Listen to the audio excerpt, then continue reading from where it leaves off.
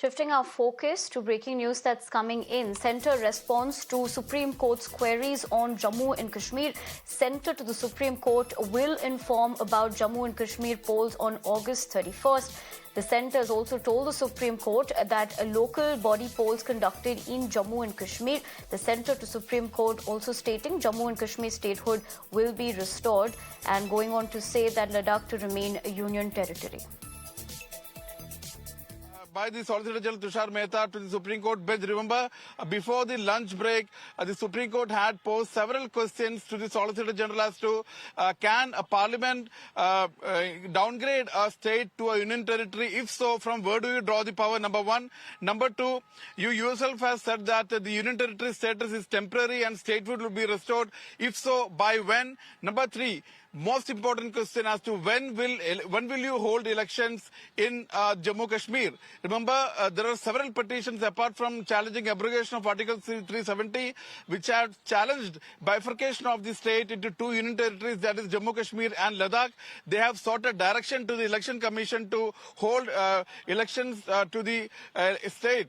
A restoration of democratic process as early as possible. So these queries from the bench came in response to these petitions, and now Solicitor General Tushar Mehta has made a very important very important announcement for the first time that UT status of Ladakh will remain permanent, but at the same time Jammu Kashmir will also be slowly restored to the statehood of Jammu Kashmir will be restored, but a timeline as to by when it will be done will be made known on August 31st. And as far as election, that too will be made known to the Supreme Court on August 31st. But also said that election process is already on. Local body elections are already being held, and elections to the Ladakh Hill Council and Kargil will be held in next month, that is September. So remember, apart from abrogation of Article 370, several petitions, as I said, have challenged the bifurcation of the state into two union territories. So these questions and answers came in related to those petitions. Back to you.